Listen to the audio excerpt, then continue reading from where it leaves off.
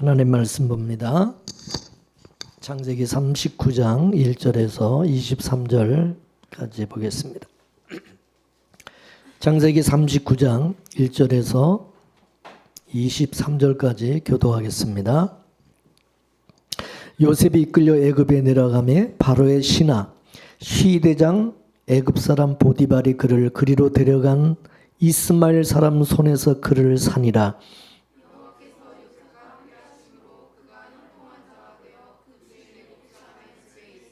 그 주인이 여호와께서 그와 함께 하심을 보며 또 여호와께서 그의 범사에 형통케 하심을 보았더라.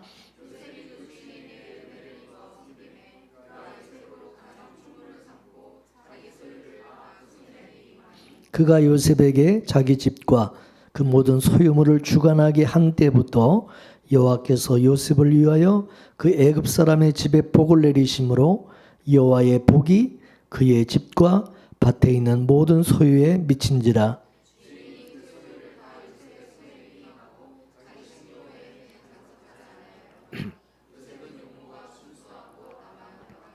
그 후에 그 주인의 처가 요셉에게 눈짓하다가 동침하기를 청하니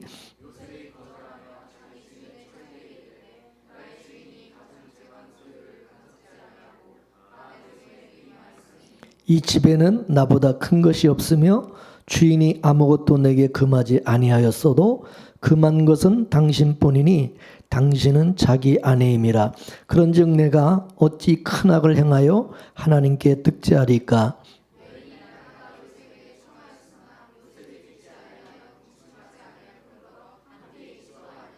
그러할 때에 요셉이 시무하러 그 집에 들어갔더니 그 집 사람은 하나도 거기 없었더라.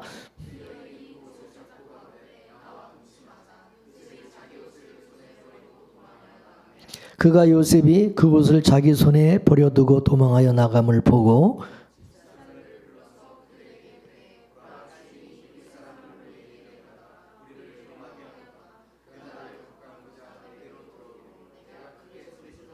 그가 나의 소리질러 부름을 듣고 그 옷을 내게 버려두고 도망하여 나갔느니라 하고 이 말로 그에게 고하여 가로되 당신이 우리에게 데려온 히브리 종이 나를 희롱코자 내게로 들어왔기로.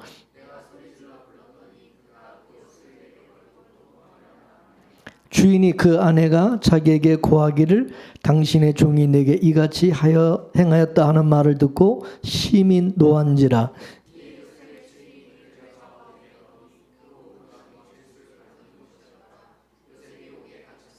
여호와께서 요셉과 함께 하시고 그에게 인자를 더하사 전옥에게 은혜를 받게 하시매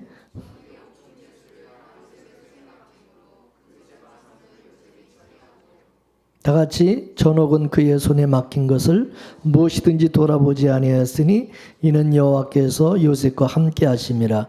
여호와께서 그의 범사에 형통케 하셨더라. 아멘. 성경은 어떤 역사책도 무슨 소설책도 아니고 이 성경은 처음부터 끝까지 이게 하나님께서 자기 백성을 구원하시는 이야기, 하나님이 자기 백성을 어떻게 구원하시는지에 대해서 말씀하고 있는 겁니다. 그래서 구약에서는 어떤 사건을 중심으로 해서 기록되어져 있어요. 그렇기 때문에 그 사건 속에는 하나님의 구속사가 담겨져 있다라는 것을 여러분 잊어서는 안 됩니다. 참 우리가 성경이 참 신기하게 느껴지는 것은 그 단편적인 사건 속에도 다 이 구속사가 담겨져 있다는 것이고요. 또 전체 속에서도 또 하나님의 구속사가 담겨져 있다는 사실이에요. 무슨 말이냐?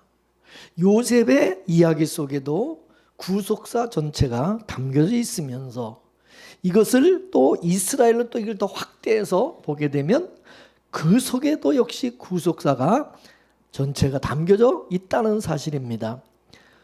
그래서 창세기는 아담으로부터 시작을 해서 요셉의 죽음으로 창세기가 끝이 나죠. 근데 그 중간중간에 많은 그런 사건들이 일어나게 되고 그 사건들을 확대해서 이 스토리가 전개되어지는 것으로 나타나고 있어요. 그리고 이것을 크게 우리가 세 텀으로 나눠서 보게 되어지면 첫째로 아담으로부터 노아 홍수까지 살아나는 홍수에서 살아나는 그런 이야기, 그게 제 1텀이라고 한다면, 두 번째는 그 홍수 이후에 새로운 시대를 연 노아로부터 아브라함을 하나님이 부르시는 그때까지가 두 텀이라고 하고, 세 번째 텀은 바로 아브라함으로부터 요셉이 온 세상을 기근으로부터 살려내는 거기까지가 제 3텀이다. 이렇게 볼 수가 있습니다. 그래서 아담부터 이 노아까지 그 속에도 구속사 전체가 거기 담겨져 있어요. 아담에서부터 노아까지만 봐도 하나님께서 어떻게 자기 백성을 구원하시는지를 알 수가 있어요. 거기까지만 봐도, 성경 전부 다 안 봐도 하나님께서 거기까지만 우리가 정확하게 잘 이해를 해도 우리는 하나님이 성경을 통해서 하시고자 하시는 그 말씀을 다 우리는 이해하게 되어진다는 거죠. 하나님께서 노아를 통한 구속사 그 이야기를 확대를 시켜서 아브라함에게서 확대를 해서 또 하나님 또 보여주시는 것이고, 또 노아 홍수 이후에는 노아로부터 아브라함을 갈대아로 해서 가나안으로 인도하는 그것을 통해서 또 구속사에 대한 얘기를 또 보여주고 또 얘기하고, 그리고 아브라함부터 요셉이 온 세상의 기근으로부터 살려내서 바로 왕에게 바치는 그것 속에도 또 이 구속사의 이야기를 또 반복해서 또 말씀하고 있는 것입니다. 그러니까 각자 따로 봐도 하나의 그림이 되는 거고, 이걸 전부 또 연결을 해서 봐도 또 이게 또 하나의 그림이 된다는 사실입니다. 그래서 이 성경이 참 신비하다는 거예요. 어쩌면 그렇게 딱딱딱딱이 맞아 떨어져도 똑같은 그렇게 반복적으로 같은 얘기를 사건을 통해서 하나님이 말씀하고 있는지를 보면은 참 신기하다는 사실을 느껴지게 됩니다. 그래서 오늘 이 요셉의 이야기도 마찬가지입니다. 합한 채로 태어난 요셉이 하나님으로부터 꿈을 받고 계시, 약속을 받고 애굽에 내려가서 총리가 되고 온 세상을 기근으로부터 살려내서 바로에게 바치는 이야기. 그 얘기는 예수님께서 성령으로 잉태되셔서 이 세상에 오셔서 십자가로 죄와 사망 아래 있던 자기 백성들을 구원하여 하나님께 바치는 그 얘기와 똑같다는 거죠. 그러면 이제 요셉이 애굽에서 행하는 그 모든 일들이 알고 보면 예수님이 행하신 그런 일이 된다는 사실입니다. 우리가 먼저 알아야 될 것은 뭐냐면, 애굽도 두 애굽이 있다는 사실을 알아요. 두 애굽. 요셉이 총리로 있었던 그 애굽하고 이스라엘 백성들을 종살이 시킨 이 애굽은 완전히 다른 겁니다. 똑같은 애굽이 아니에요. 요셉을 총리로 세워서 총리가 되게 한 그 바로 왕은요, 나쁜 왕이 아니라 좋은 왕입니다. 좋은 왕.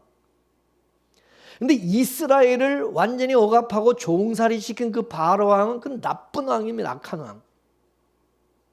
같은 바로 왕이라도 완전히 다른 거예요. 요셉 시대 그 애굽은 그래서 뭐요? 좋은 나라입니다. 좋은 나라. 이스라엘을 그냥 학대하고 억압한 그 종살이신 그 애굽은 뭐요? 나쁜 나라입니다. 그리고 요셉 시대의 그 애굽의 바로 왕은요, 셈족의 왕입니다. 셈족, 아브라함의 그 첫째 아들 셈족속입니다. 셈족의 왕. 근데 이스라엘을 종살이시킨 그 못된 나쁜 그 왕은요, 저주받은 함족의 왕입니다. 함.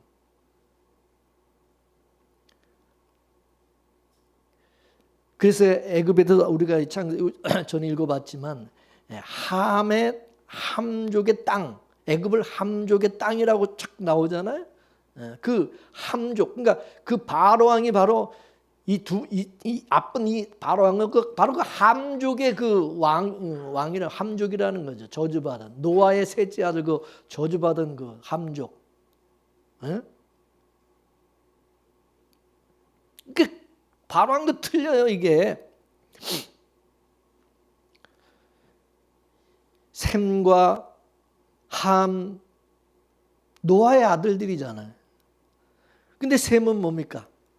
여호와를 찬양하는 복을 받았고, 함은 저주를 받았죠. 저주를 했죠. 이렇게 되면 셈족은 뭐냐? 언약의 계통이 되는 거예요. 그 셈족에서 아브라함이 바로 그 셈족이고 약속의 자손이 그 셈족에서 나오는. 함족은 뭐냐? 이들은 저주받은 비언약의 계통입니다. 하나님이 택하지 않은 하나님의 언약의 백성이 아닌 그 계열인 것입니다. 가인의 계열. 셈족은 셋의 계열, 아벨과 셋의 계열이라면 이 함족은 마치 가인의 계열과 같은 거예요. 그렇기 때문에 요셉이 섬기던 그 바로 왕은요, 셈족의 왕으로서 그는 하나님을 상징하는 사람이에요. 그 바로 왕은 이스라엘을 압제하고 종살이 지킨 그 함족의 그 바로 왕은 뭐요? 마귀를 상징하는. 그렇게 되면 요셉이 팔려간 이 애굽은 언약의 지금 후손들이 살고 있는, 그죠? 셈족의 왕인 그 바로 왕의 다스리는 그 나라에 지금 뭐요? 팔려간 거예요, 요셉이. 그러니까 이 언약의 후손들이 살고 있는 땅에 지금 하나님께서 요셉을 구원자로 보내신 거예요. 그래서 나중에 요셉이 기근 시에 온 나라 백성들을 살려내고 바로 왕에게 바치죠. 다 바로 왕한테 바치. 요셉이 바로 왕에게 바친 그 사람들은 예수님께서 다 구원해서 살려내서 하나님 아버지 앞에 바친 성도와 같은 거예요. 이해가 되세요? 그걸 예표하고 있는 거예요. 그래서 요셉은 예수님을 예표한다 그러죠. 예수님을. 그러면 요셉으로부터 살아난 그 사람들, 하나님께 바쳐진 그들, 다 그 언약의 후손을 상징하는 것이다 이거죠. 왜냐? 예수님은 온 세상 만민을 다 구원하기 위해서 오신 것이 아니라 그 속에 자기 백성들을 구원하기 위해서 오셨기 때문입니다. 따라서 하나님께서 요셉을 애굽에 보내신 것은 장차 그 형제들을 위한 구원의 초석이 되게 하시기도 하지만은 애굽에 있는 하나님의 바로 백성들을 구원하기 위해서 요셉을 보내신 거예요. 이해되세요? 이렇게 되면 우리가 이제 질문을 이제 안 할 수가 없어요. 구약에서 하나님의 언약의 이 후손은 아브라함을 통해서 이게 나타나잖아요. 언약의 후손, 아브라함의 그 언약을 통해서 나타나는데 어떻게 요셉이 내려간 그 애굽 사람을 그걸 어떻게 언약의 후손으로 볼 수 있느냐? 그 의문이 우리는 들 수가 있죠. 근데 그 의문을 우리가 이 요셉을 예수님으로 우리가 보게 되면 이건 간단하게 해결이 되는 거예요. 예수님께서 이 세상에 오신 것은 자기 백성을 구원하기 위해서 오셨다고 했어요. 따라서 구속사적으로 우리가 보게 되면 하나님께서 요셉을 애굽에 내려보내신 것도 마치 예수님을 이 세상에 내려보내서 자기 백성을 구원하기 위해서 보낸 거와 이게 같은 거다 이게서. 예수님에 의해서 살아난 그 사람들이 하나님의 백성, 성도가 되는 것처럼 요셉을 통해서 살아난 자들이 하나님의 백성을 상징하고 있다는 사실입니다. 바로 왕이 요셉을 애굽의 총리로 삼은 것은 하나님께서 예수님을 만유의 주로 삼은 것과 똑같은 거죠. 믿습니까? 그렇다면 그 바로왕은 하나님을 상징하는 것이고, 요셉이 바친 그 사람들은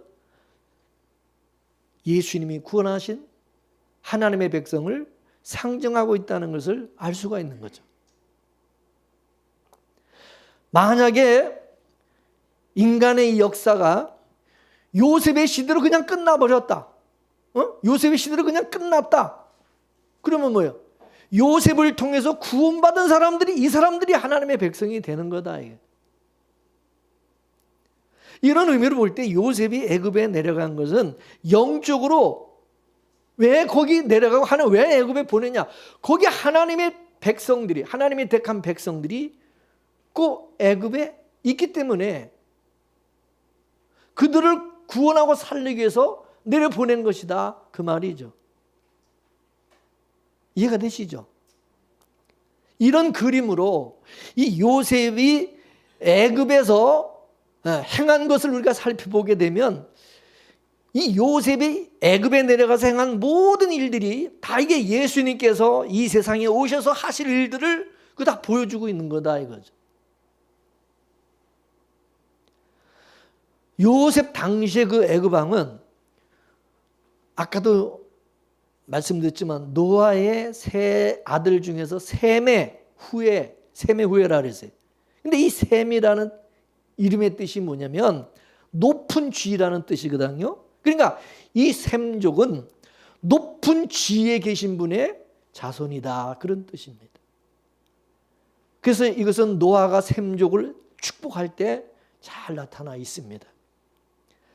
그런 그 셈족인 그 애굽의 바로왕이 통치하는 그 나라는 바로 언약의 계통의 나라가 되는 거예요.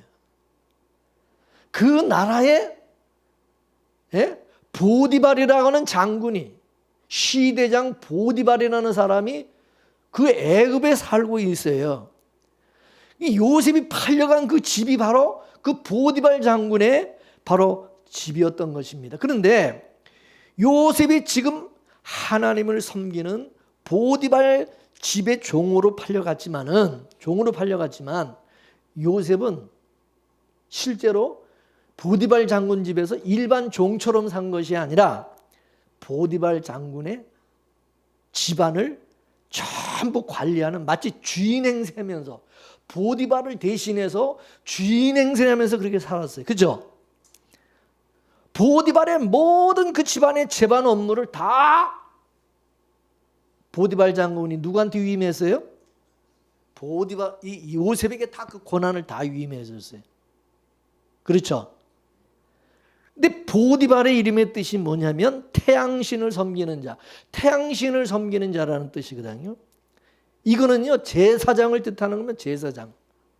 그러면 제사장이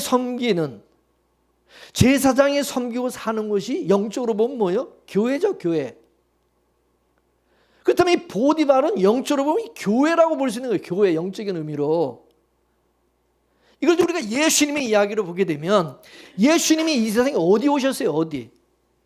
구약 교회인 유대인들에게 오셨죠. 유대인들. 이 유대인들은 하나님을 섬기는 자들이죠. 유대인 그 자체가 하나의 교회와 같아요. 교회. 예수님께서 구약의 교회에 오셔가지고 이제 구약의 교회를 돌보게 된 거죠. 이 요셉처럼. 그러면 요셉이 팔려간 그 보디발의 집, 그 집은 구약의 교회와 같은 것이다. 그러니까 이걸 또 광의적인 의미로 보게 되면은 바로왕이 다스리는 그 애굽은 유대인과 같이 이게 하나의 교회가 된다 그 말이죠. 예수님께서 구약 교회 속에서 자기 백성을 구원하기 위해서 오신 것처럼 요셉 또한 구약의 교회 같은 애굽에 보디발 그 장군의 집에 하나님의 백성을 살리기 위해서 온 거예요. 거기 하나님 보내신 거예요. 그러면 그 요셉이 그런 보디발 장군 집에서 무슨 일을 했냐? 봐야 되겠죠. 자, 오늘 본문 1절에서 6절까지 다시 한번 보겠습니다. 같이까요? 시작. 요셉이 이끌려 애굽에 내려가매 바로의 신하 시대장 애굽 사람 보디발이 그를 그리로 데려간 이스마엘 사람 손에서 그를 사니라. 여호와께서 요셉과 함께 하심으로 그가 형통한 자가 되어 그 주인 애굽 사람의 집에 있으니 그 주인이 여호와께서 그와 함께 하심을 보며 또 여호와께서 그의 범사에 형통케 하심을 보았더라.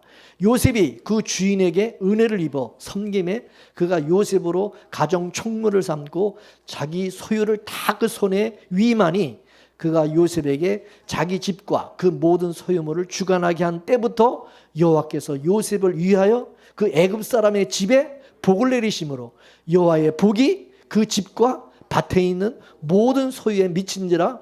주인이 그 소유를 다 요셉의 손에 위임하고 자기 식료 외에는 간섭하지 아니하였더라. 요셉은 용모가 준수하고 아담하였더라. 아멘. 이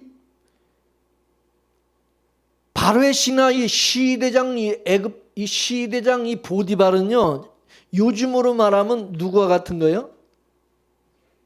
대통령? 비서실장과 같은 거. 대통령 비서실장. 이해되세요? 막강한 권력을 가진 사람입니다. 그런 집에 종으로 팔려간 요셉은 종이 아니라 주인인 보디발 장군을 대신하는 사람이었어요. 왜냐? 보디발이요, 자기 집을 요셉에게 전부 다 맡겼어요. 나라를 맡긴 것과 같은 거예요. 이해가 되세요? 자기 집안을 맡겼다니까, 통째로 요셉에게. 근데 여기서 눈여겨봐야 될 것은 뭐냐? 보디발이 여호와께서 이 요셉과 함께 하심을 알았다고 그랬어요? 몰랐다고 그랬어요? 예? 그걸 봤다는 거예요. 요셉은, 이 보디발 장군은 여호와를 아는 사람이에요? 몰라요? 여호와를 아는 사람이에요. 그죠? 이 사람은 영의 눈이 열린 사람이요, 감긴 사람이에요? 예? 요셉을 알아보는 거야. 요셉이 하나님의 사람인 걸 알아보는 거야. 이 영적인 사람이 아니면 모르는 거야. 그냥 종으로 보지. 그냥 돈 주고 산 노예로 보지. 안 그래요? 여호와께서 요셉과 함께 하심을 이 보디발은 그거를 볼 줄 아는, 그걸 알아보는 사람이었어요. 그렇죠? 이 사람은 하나님을, 여호와를 아는 사람이라는 뜻입니다. 이해가 되시죠?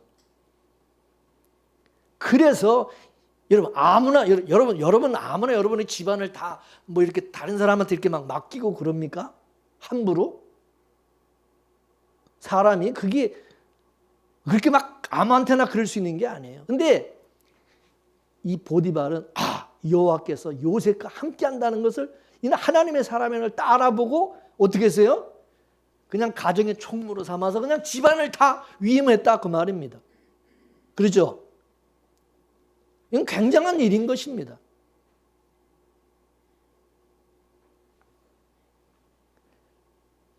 그래서 보디발의 모든 집안 사람과 모든 재산, 이 돈, 여러분 돈이라는 것도 여러분 함부로 다른 사람들에게 맡길 수 있습니까?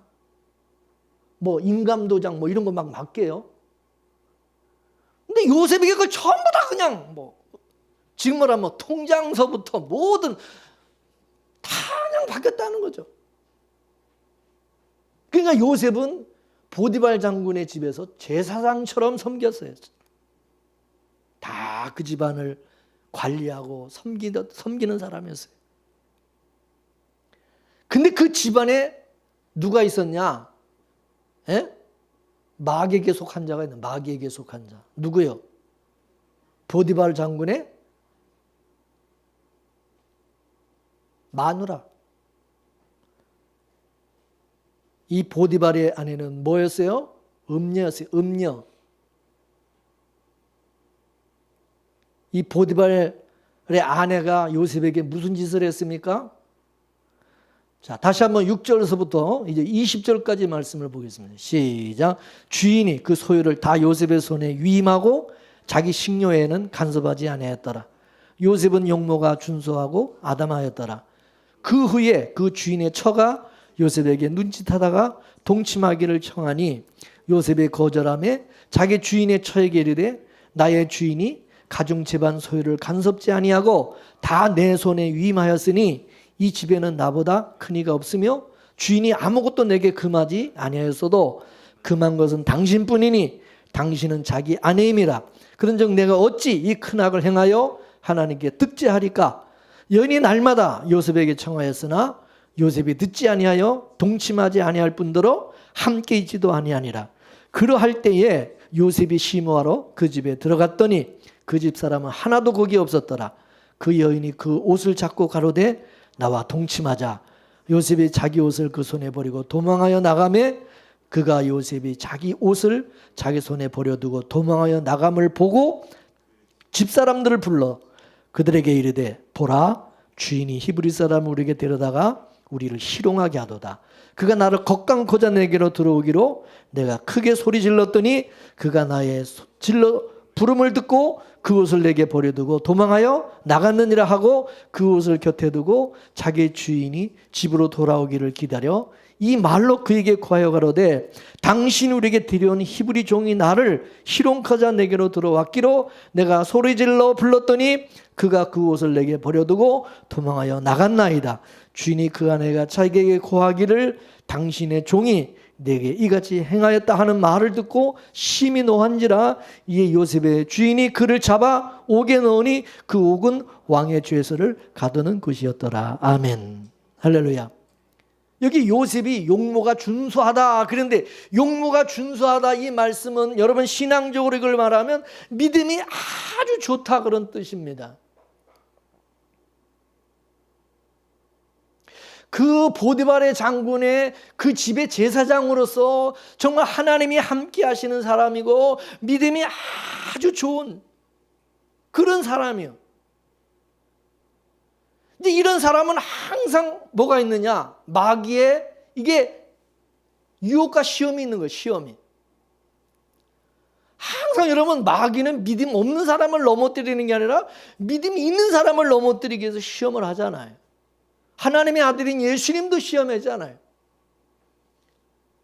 이 보디발의 이 아내는 마귀로 여러분은 보면은 이 마귀가 요셉을 지금 유혹을 하는 거야.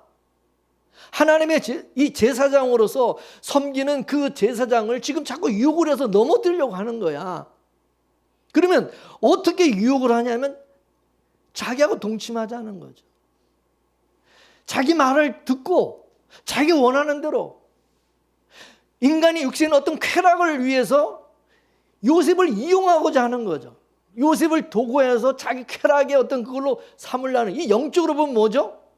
우상숭배죠. 우상신앙. 그죠? 그래 안 그래요? 하나님을 이용해서 예수님을 이용해서 내 사욕을 채우고 나의 어떤 육적인 이 쾌락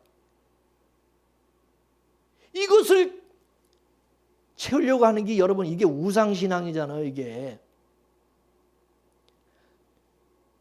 하나님의 뜻을 거스리고 그냥 하나님도 내 손에 쥐고 예수님도 내 손에 쥐고 흔들려고 하는 거죠. 내가 원하는 대로 그냥 시다바리처럼 내가 원하는 대로 그냥 내가 말한 꼬봉처럼 다 이렇게 해주기를 바라는 종처럼 부리려고 하는 그게 바로 이 보디발 장군의 이 아내의 바로 그 신앙. 오늘 여러분 우상신앙을 가진 많은 성도들이 많은 교인들이 똑같이 교회 다니면서 하나님의 뜻을 거스리고 전부 하나님도 예수님도 교회도 다 자기 육신을 위해서 자기 자신을 위해서 다 이용해 먹으려고 하는 똑같은 거예요. 이 보디발 아내하고. 근데 요셉이 그럼 어떻게 했습니까? 거기 그냥 이용당해가지고 그럼 그렇게 살았어요? 물론 그렇게 살면 편하지. 요셉도 좋지. 적당히 타협하면. 근데 요셉은요, 그 보디발의 아내를 오히려 책망을 해요.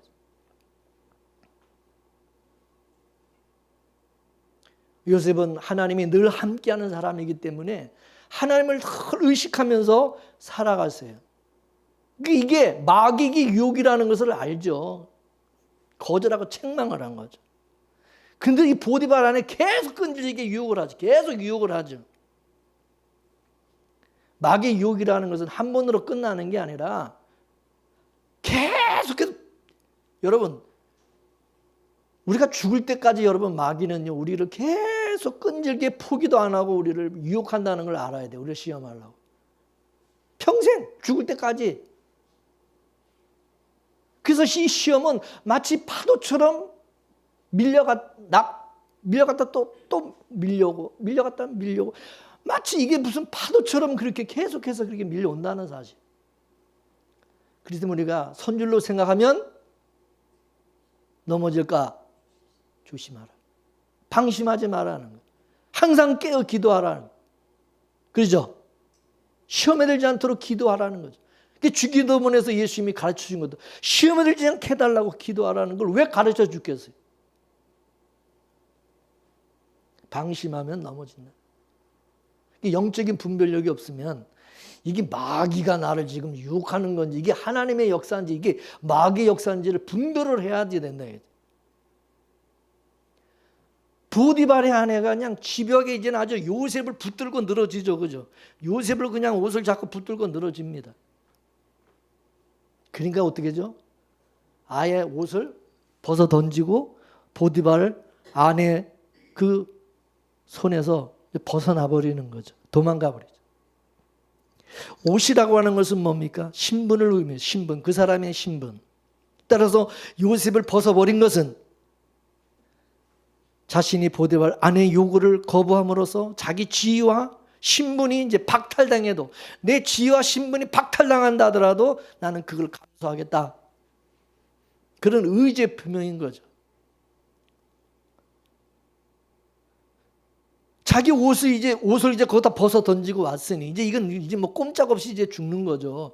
그래서 이 보디발의 아내가 어떻게 했습니까? 그거를 탁 요셉의 옷을 증거물로 딱 제시하면서 저 요셉이 나를 겁간하려고 나에게 덮쳤다. 모든 죄를 요셉에게 다 뒤집어 씌우면서 그 옷을 딱 드는 거죠. 옷을 딱 지켜드니까 꼼짝 못하는 거죠. 이게 증거다 이거죠.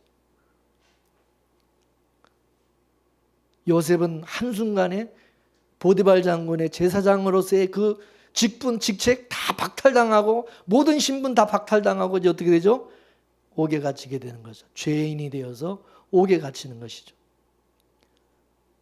마치 예수님께서 마귀의 시험과 바리새인들의 그 회유에 넘어가지 않은 것 같은 거예요. 제사장과 바리새인들이 예수님을 회유하려고 했지만은 수없이 예수님을 화친하려고 했고, 또 많은 군중들은 예수님을 이스라엘의 왕으로 세우려고 해서 왕으로, 오병의 역사 이후에, 기적의 역사 이후에 예수를 왕으로 옹립을 해가지고 예수님이 왕이 되면은 그들의 모든 이 먹고 사는 문제를 그냥 뭐 오병의 기적처럼 이거 다 해결해 줄 그런 사람으로 봤기 때문에 이스라엘의 모든 경제, 정치, 모든 문제를 이 예수님이 다 해결해 줄 줄로 그렇게 생각하기 때문에 사람들이 예수님을 왕으로 옹립하려고 그랬다는 거죠.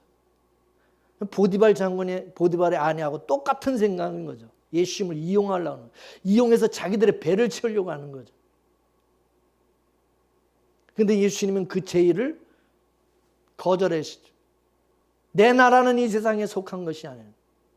내가 무슨 이스라엘의 독립을 위해서 이 세상에 온 것도, 이스라엘 무슨 경제를 부흥시키기 위해서 내가 온 사람도 아니고, 나는 내 백성을 구원하기 위해서 예수님은 오신 거로서 타협하지 않는 거죠.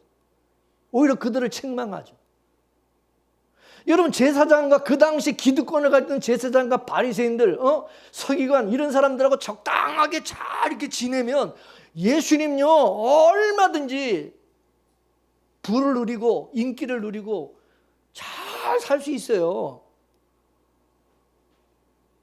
근데 그것을 예수님이 절대 안 통하니까 어떡합니까? 나중에는 바리새인과 제사장들이 가룟 유다를 또 매수하고 제자를 또 매수하고 또 이렇게 사람들을 막 이렇게 선동해가지고 예수님을 모함하고 죄인 만들어가지고 사형시키잖아요. 십자가에 죽여버리죠. 보디발이 한 짓을 지금 유대인 그 제사장과 그 서기관 하여간 그 마귀에게 속한 사람들이 똑같이 하는 거예요. 지금 똑같이. 예수님에게도 또 요셉에게도. 요셉은 믿음 지키다가 애매하게 완전히 죄수가 돼, 죄인이 돼서 감옥에 갇히게 되었는데, 옥에 가뒀다는 것은 죽은 것 같아요. 예수님으로 말하면 죽어서 무덤에 들어간 것 같아요. 무덤에. 믿습니까? 무덤에 갇힌 것 같아요. 무덤에 집. 근데 여러분, 그 감옥에서 반전이 일어나게 돼서 반전이, 그죠? 무슨 일이 일어났습니까? 에? 감옥에 들어갔는데 거기서도 하나님이 역사하시죠. 거기서도 요셉과 하나님이 함께 하시고 하나님께서 함께 하심을 보여주니까 하나님이 일을 하시는 거예요. 그 감옥 속에서 요셉과 함께, 요셉을 통해. 그러니까 그 요셉, 그 모든 그 간수장이 모든 또 옥의 모든 전반적인 걸 다 또 요셉에게 맡기는 거예요. 죄수들을 돌보는 일을 맡긴 거죠. 또 이 요셉에게. 여러분, 예수님께서 무덤 속에 들어서 무슨 일을 했습니까? 또 예수님도 무덤 속에서 반전이 일어나죠. 뭐죠? 구약의 자기 백성을 그 무덤에서 살려내시죠. 그리고 나중에 요셉이 감옥에서 또 나와가지고 또 뭔 일을 했습니까? 그 감옥에서 나와서 무슨 일을 했습니까? 애굽의 총리가 돼서 이번에는 온 세상 사람들을 구원하는 그런 일을 하게 되었죠. 그럼 예수님은 무덤에서 다시 살아나서 어떻게 했어요? 만유의 주가 되셨죠. 성령으로 다시 오셔서 부활하시고 승천하시고 성령으로 다시 오셔서 만유의 주가 돼서 만민의 땅 끝까지 주의 복음이 증거되게 하셔서 온 세상 민족 이방 가운데 있는 자기 백성들을 구원하는 그런 일을 하신 거죠. 할렐루야. 그럼 여러분, 요셉의 이야기가 누구 얘기요? 누구 얘기요? 이해되세요? 그래서 여러분, 제가 늘 강조하는 성경은 예수님에 대한 이야기, 구속사에 대한 이야기라는 거예요. 다 그 사건 속에는 다 똑같은 그런, 우리가 그 영적인 의미로 보면은 다 똑같은 예수님의 얘기, 자기 백성을 구원하는 얘기를 하고 있다는 거예요. 그러면 여러분, 그냥 성경이 그냥 다 풀려. 다 해석이 되고 다 이해가 되는 거야. 믿습니까? 이 비밀을, 이거를 모르면은 성경 아무리 읽어도 까막눈이야. 몰라, 이게 뭔 얘기인지. 그때 달라요, 또 이게. 해석도. 지 마음대로 막 해석해서, 막 아전인 식구리 해석을 해서 막 또,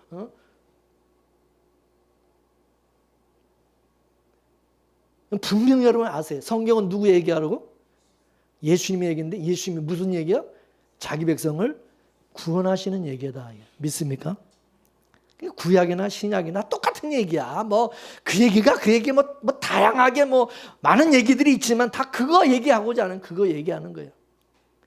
구약은 그림자고 신약은 실체다. 실상이다. 그래서 구약의 요셉은 그림자, 신약의 예수님은 실상. 할렐루야. 그래서 요셉이 애굽에서 살아간 것도 우리가 보게 되면 애굽에서 살아간 걸 둘로 나눠지게 되죠. 감옥에서의 일생, 감옥에서 나와서 애굽의 총리로서의 일생이 있어요. 그래서 이 요셉의 두 일생을 이제 우리가 언약으로 본다면 이게 감옥에서 보디발 장군 또 감옥에서 그 일생은 바로 구약을 의미하는 것이고, 감옥에 나와서의 온 만유의 주로서의 그 만민을 살리는 그것은 뭐예요? 신약의 얘기. 그래서 감옥에서 이 돌보던 자들, 이 또 보디발 장군의 이 집, 다 이 구약의 교회를 상징하는 것이고, 감옥에서 나와서 총리로서 구원받은 그 구원하는 자들은 다 이 신약의 교회 성도들이 되는 거죠. 요셉이 왜 그럼 감옥에 왜 갇혔나요? 보디발 장군의 그 아내의 그 유혹을 물리친 죄요. 그 타협하지 않은 죄. 그 말을 안 듣고 이용당하지 않은 죄. 보디발의 아내가 자기 쾌락의 도구로 요셉을 삼으려고 한 거, 그거 거절한 거죠. 그러면 보디발의 집이 구약의 교회가 된다고 말을 했죠. 그 보디발의 아내는 누구냐? 그 아내는 누구를 상징하냐? 구약교회 종교 지도자들을 상징한다 이거죠. 구약교회 종교 지도자들. 광의적으로는 구약교회 신자들을 상징하는 것입니다. 그 예수님이 이 세상에 오셔서 구약교회에 오셨을 때 예수님이 보니까 교회가 하나님의 성전이 어떻게 됐어요? 강도의 구렬이 되어버렸다. 강도의 구렬.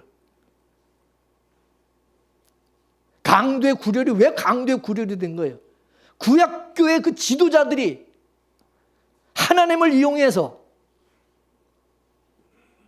부를 챙기고 육신의 정욕, 이생의 자랑으로 하나님을, 교회를, 성전을 이용해 먹는 거예요. 이용하는. 이거를 음료라는 거죠. 요한계시는 또 음료라 그랬죠. 말세교회, 음료로 말하고 있죠. 그러니까 보디발의 아내는 예수님 초림 당시에 유대 종교 지도자들, 말세 그 음료와 같은 교회, 상징하는 거예요. 예수님 당시에 그 유대인들도 예수님 이용해가지고 로마의 압제로부터, 로마의 식민지로 있었으니까 로마의 압제로부터 뭐요? 독립을 하고자 하는 독립. 나라가 독립돼. 우리나라가 일제시대에 일본에게 완전히 지배돼서 나라를, 주권을 뺏겼을 때 우리 한국 사람들의 간절한 소망이 뭐겠어요? 일제로부터 독립하는 거잖아.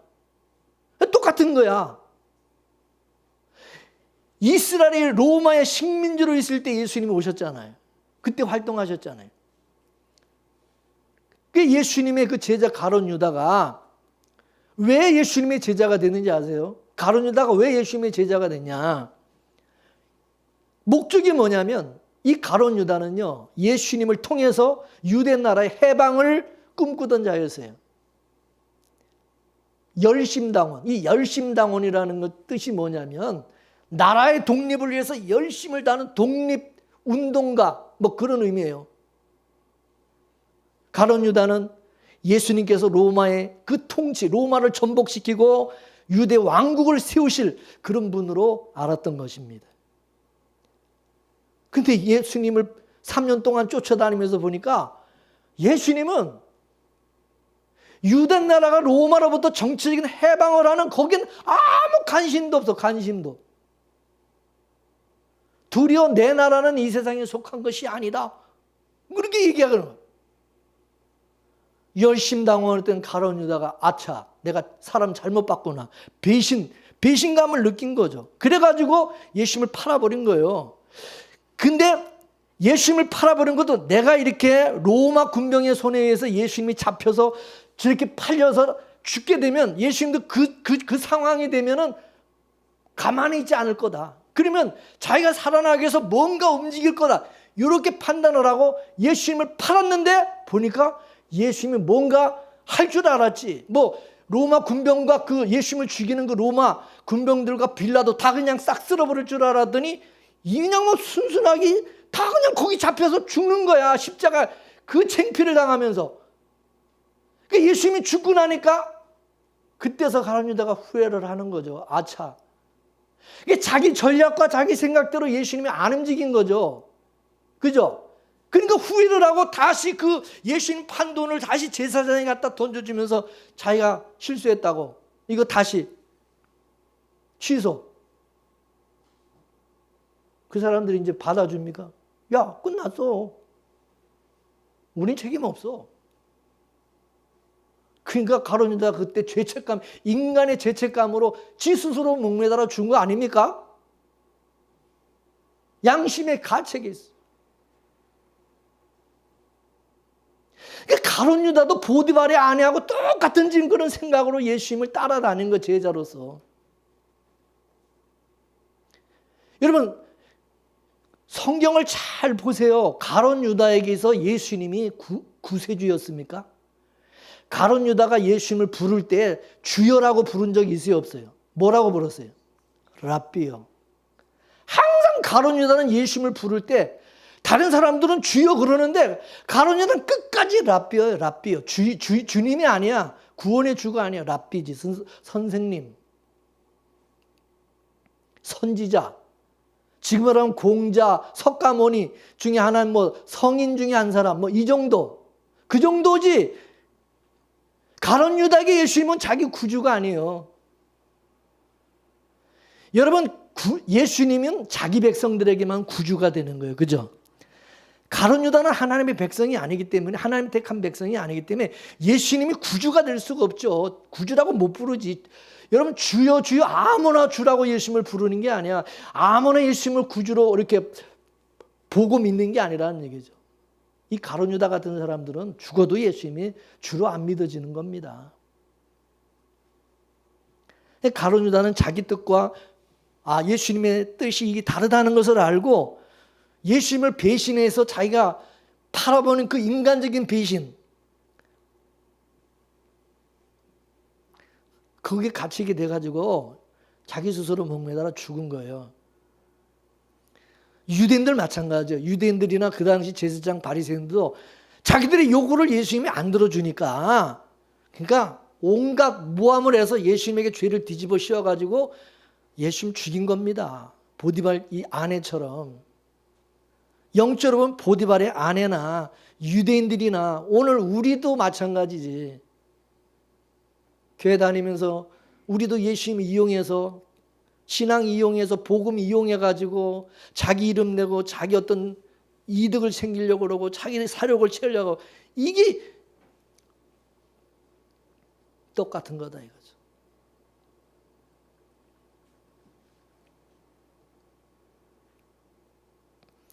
주인 보디발이 요셉을 감옥에다 가둬버린 것은 예수님이 십자가를 지시고 죽으시고 무덤에 갇힌 거나 똑같은 거예요.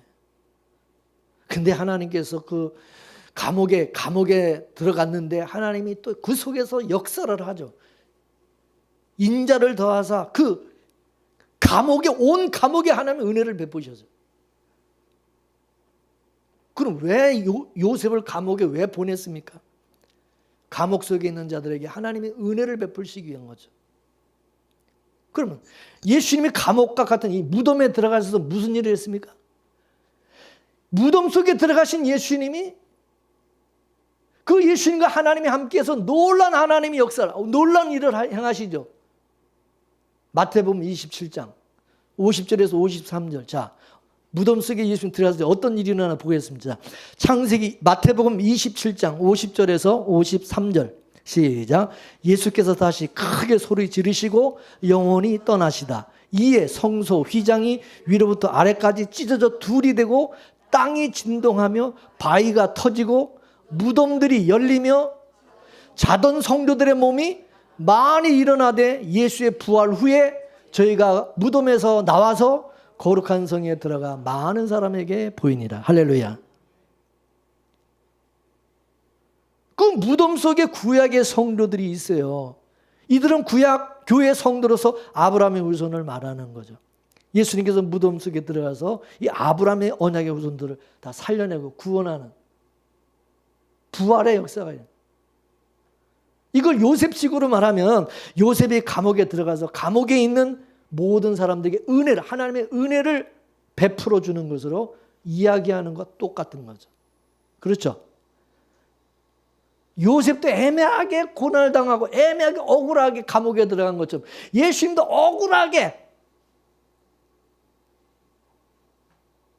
고난당하시고 십자가에 죽으셨어요. 그리고 무덤에 들어가셨어요. 근데 성경은 뭐라고 말씀하고 있느냐?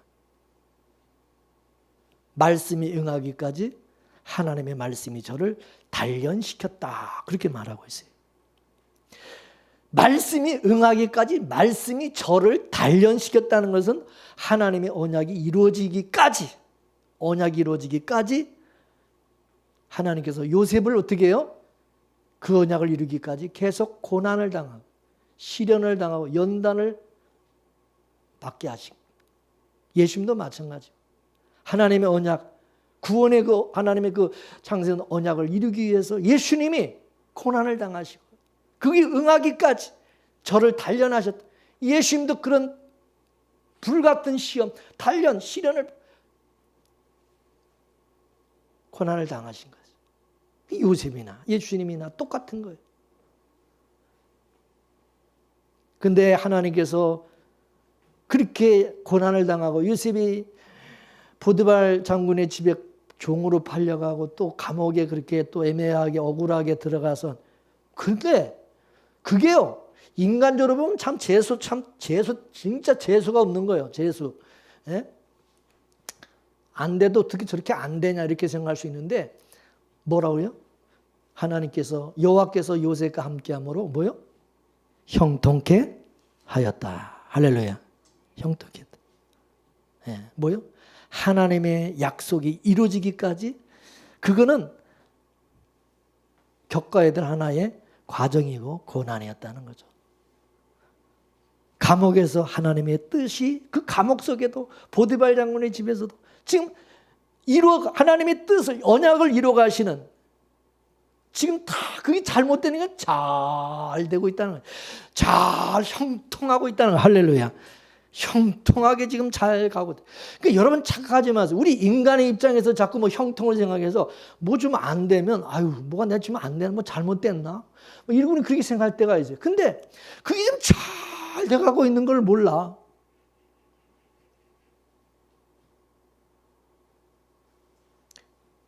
저도 우리 교회도 교회 건축하고 오람동에서 그렇게 오람당하고, 또 얘네 또 저쪽 구사거리에서 교회 2번이나 경매당해가지고, 진짜 나는 어떻게 재수가 없어도, 우리 노회에 나 같은 목사도 없어요. 뭐 경매를 2번이나 이렇게 당한 목사가 우리 교단에도 없어. 나같이 이렇게 2번이나 이런 일 당하는 사람도. 어찌 못해 목사도 어떻게 나는 이렇게 재수가 없냐.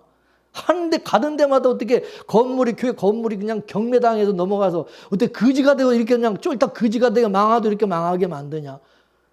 이 사람이 볼 때는 불통은 어떻게 재수도 되게 없는 목사지. 근데 그게 재수 없는 게 아니라 형통케 하신 거였던, 형통케 하시는 거였다는 걸 알게 된 거죠. 할렐루야. 잘 된 거야. 그게 잘 돼가, 하나님의 언약을 이뤄가는 그게 과정으로서 잘 형통하게 되는 것이었다는 거죠. 너무 감사한 거야. 할렐루야. 인간적으로 생각해보면 이게 이해가 안 되지.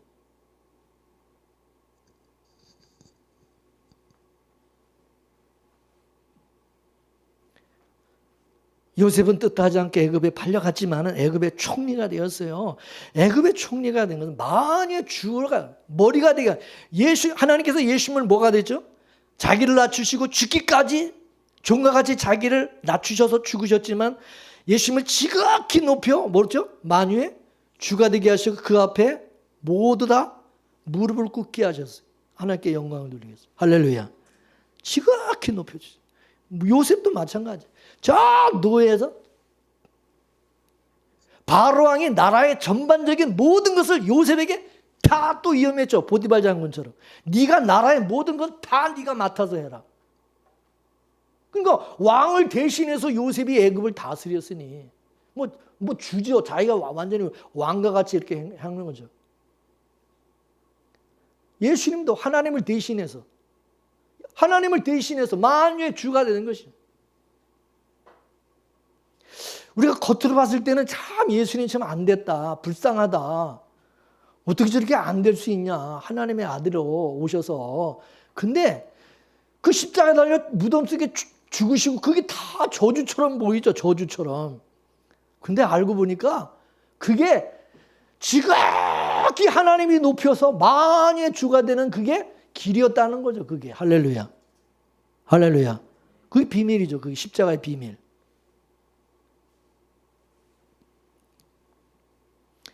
그래서 예수님이 그랬어요. 아브라함도 내 딸을 보고 즐거워했다. 아브라함도 내 딸을 보고 즐거워했대.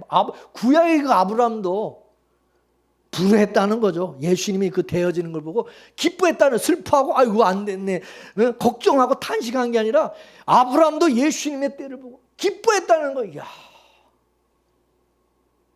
잘 됐으니까 기뻐하죠. 잘 되니까. 근데 인간적으로 보면 그게 기뻐할 일이야? 슬퍼할 일이지. 땅을 칠 일이지. 억울하고 정말 어쩌면 저럴 수가 있는가. 안 돼도 어떻게 저렇게 안 될 수 있는가.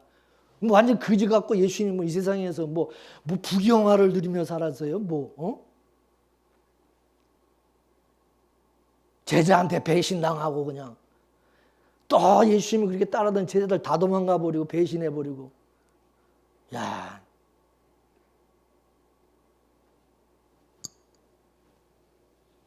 실패한 인생이죠. 실패한 인생. 구약에 있을 백성들은 죽으면 뭐라고 그러냐? 열조에게로 돌아간다. 열조에게로 돌아간다면 열조라는 것은 조상이라는 뜻이거든요. 예수님께서 부자와 나사로 그 비유를 말씀하실 때에 그 거지급 나사로가 어떻게 됐죠? 죽어서 아브라함의 품에 안겼다. 아브라함의 품에 안겼다. 나사로라는 뜻은 하나님의 도움이라는 뜻이거든요. 직역하면 나사로는 하나님의 도움을 입은 자라는 뜻, 은혜를 입은 자. 이를 창세전에 하나님께서 영생을 주시기로 작정된 자라는 이 나사로는. 그래서 예수님이 무덤에 들어가서 아브라함 품에 있는 자들, 아브라함의 품에 안길 자들을 나사로, 이런 나사로 같은 자들을 전부 이 거지 나사로 같은 자들을 끄집어서 구원해서 아브라함의 품에 안기게 하시는 거죠. 할렐루야. 요셉도 마찬가지예요. 애매하게 정말 억울하게 감옥에 갇혔지만 하나님께서 요셉에게 은혜를 더하셔서 그 죄수들이 요셉을 통해서 하나님의 은혜를 입게 만드신 거죠. 이게 여호와의 형통이라고 오늘 본문에서 말하고 있어요. 그러면서 요셉을 걸어서 형통한 자라는 거죠. 요셉은 형통한 자. 이 형통한 자를 호쿠마 주석을 보면은 이시 마츠리야흐 이렇게 되어 있는데, 이는 사람이라는 이시, 번성하다라고 하는 마츠리야흐, 요게 합성한 단어거든요. 그러니까 번성의 사람, 생명을 주는 사람, 이게 형통한 자예요. 그러니까 요셉은 번성의 사람, 생명을 주는 사람. 누구와 똑같은 거예요? 예수님이지 뭐. 완전 예수님이지 뭐. 복 있는 자, 생명의 주, 구원의 주. 그 요셉이 가는 곳마다 사람들이 복을 받는 거야. 사람들이 은혜를 입고. 예수님이 가는 곳마다, 요셉이 가는 곳마다. 예수님도 마찬가지잖아. 자, 본문 5절 말씀 한번 다 같이 읽어보겠어요. 시작. 그가 요셉에게 자기 집과 그 모든 소유물을 주관하게 한 때부터 여호와께서 요셉을 위하여 그 애굽 사람의 집에 복을 내리심으로 여호와의 복이 그 집과 밭에 있는 모든 소유에 미친지라. 할렐루야. 하나님이 우리가 생각하면 누구한테 복 줘야 돼요? 누구한테 복을 줘야 돼? 주려면 요셉에게 복을 줘야지. 요셉에게. 근데 누구한테 복 줬대? 그 집, 누구 집? 보디발의 집과 그 밭에 있는 모든 소유에 복을 줬대, 하나님이. 누구로 인해요? 누구로 인해서? 요셉으로 인해서.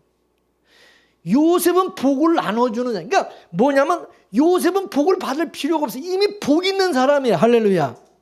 복 있는 자로 하나님이 세우시고 복 있는 사람을 복 있는 자로 보디발 장군 집에 보낸 거야. 할렐루야. 무슨 복을 맨날 여러분 예수 안에서 예수 믿는 사람은 이미 복 받은 사람, 복 있는 자야. 믿습니까? 하나님 앞에 자꾸 복 달라 그러지 마세요. 이미 줬는데 왜 자꾸 달라고 그래. 우리는 이제 복을 끼치는 자, 복을 나눠주는 자, 은혜를 끼치는 자, 은혜를 주는 자가 돼야 돼요. 할렐루야. 우리는 사랑을 받았고 이미 은혜를 받았고 우리는 이 복 있는 자고 하나님의 자녀된 자예요. 할렐루야. 복 있는 자가 됐어요. 뭘 자꾸 복 달라고 그래. 교회 나와서. 이제는 나를 통해서 우리를 통해서 이 복이 은혜가 다른 사람들에게 이게 요셉처럼 나눠주는 역할을 해야 된다. 나눠주는 역할. 할렐루야. 그 역할을 하게 해달라고 기도해야지.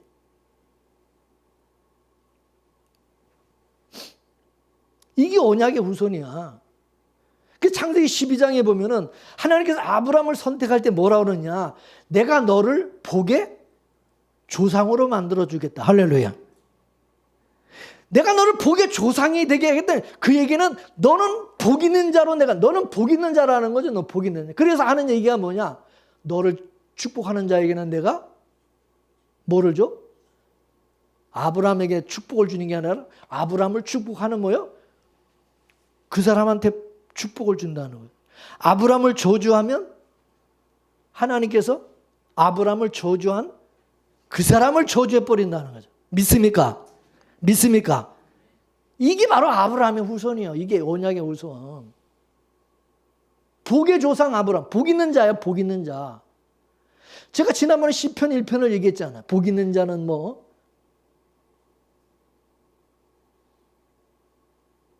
여호와의 율법을 주야로 묵상하며 그 복 있는 자의 얘기. 복 있는 사람은 그렇게 산다는 거죠. 믿습니까? 그래서 하나님께 아브라함에게 내가 너의 큰 상급이라고 말씀했는데 아브라함에게는 하나님 자신이 상급이라 복이라는 거예요. 하나님 자신이 상과 복. 큰 상, 복은 누구냐? 하나님이요. 우리에게 가장 큰 복은 뭐냐? 예수님. 하나님이 우리에게 하나님이 나와 함께 하시고 예수님이 내 안에 계시면 나는 뭐요? 가장 큰 복과 상을 받은 사람이다. 그 말이죠. 할렐루야. 내 안에 예수님 계시잖아. 내 안에 하나님 나와 함께 계시잖아. 그럼 나는 가장 큰 복을 받은 사람, 큰 상을 받은 사람, 큰 상급이 있는 사람. 할렐루야. 아브라함과 똑같은 거죠. 우리가 아브라함과 같은 복을 받는다고 그러잖아요. 자, 갈라디아서 3장 7절에서 9절까지 보겠습니다. 시작. 그런즉 믿음으로 말미암는 자들은 아브라함의 자손인 줄 알지어다. 또 하나님이 이방을 믿음으로 말미암아 의로 정하신 것을 성경이 미리 알고 먼저 아브라함에게 복음을 전하되 모든 이방인이 너로 말미암아 복을 받으리라 하였느니라. 그러므로 믿음으로 말미암는 자는 믿음이 있는 아브라함과 함께 복을 받느니라. 할렐루야. 믿습니까? 아브라함을 영접해서 복을 받는다는 그런 얘기가 아니라 복의 자손은 아브라함을 영접하게 되게 있어요. 알아보고 복의 자손이 아닌 사람은 아브라함이 복 있는 사람인지 몰라. 보디발은 요셉이 복 있는 자라는 것을 알아봤잖아요. 이게 진짜 그럼 보디발도 복 있는 사람이에요. 그걸 알아보는 보디발도 복 있는 사람이기 때문에 그 보디발과 그 집안이 복을 받은 거예요. 할렐루야. 그 복 있는 사람을 알아보니까. 그러니까 아브라함이 복 있는 사람이라는 걸 알아보는 사람, 그 사람이 바로 또 복 있는 사람이야. 그 사람이 아브라함의 자손이 될 사람이야. 우리도 마찬가지. 예수님이 복이라는 걸 알면, 예수님이 복 있는 자라는 걸 알면, 예수님을 영접한 사람, 우리는 그 복을 받은 복 있는 자손이 되는 거예요. 할렐루야. 이해되세요? 원리가 똑같은 거예요. 원리가 똑같은 거예요. 예수님을 못 알아보는 사람, 그 사람은 저주받을 사람이야.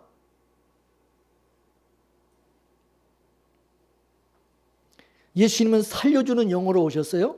생명의 주로 오셨어요. 예수님을 알아본다? 그럼 살 사람이지. 예수님을 몰라보고 예수님을 영접하지 않으면 그냥 죽을 사람이지. 뭐 딱 답 나오잖아요. 죽을 사람이니까 예수님을 영접하지도 않고 알아보지도 못하는 거지. 믿지도 않고.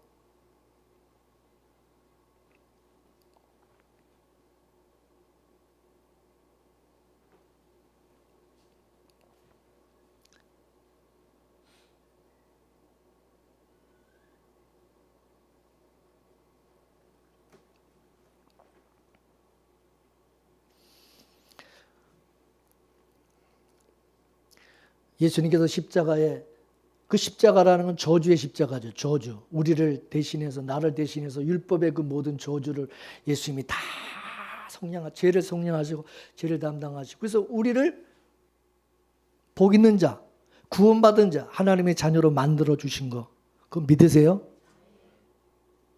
그렇기 때문에 우리는 예수님 떠나서 살 수 있어요, 없어요? 있어요, 없어요? 예수님이 우리에게는 가장 큰 복이죠. 예수님 우리 전부죠. 할렐루야. 다른 거 다 필요 없어요. 요셉처럼 하나님이 요셉과 함께하면 끝나는 것처럼 예수님이 나와 함께하면 끝나는 거예요. 할렐루야. 우리는 복 있는 자야. 이미 복 있는 자. 이제 그 복을 여러분 자꾸 복 달라고 자꾸 무슨 뭐 사마리아 여인처럼 맨날 복 주세요, 복 주세요, 뭐 맨날 사마리아 우물가 여인처럼 맨날 그러지 마시고 이제는 복받은 자로서 그 복을 생수의 강처럼 다른 사람에게 흘러내려 흘려주는 역할, 축복의 통로, 은혜의 통로, 요셉처럼, 아브라함처럼 그렇게 살아가는 저와 여러분 되기를 주의 이름으로 축원합니다.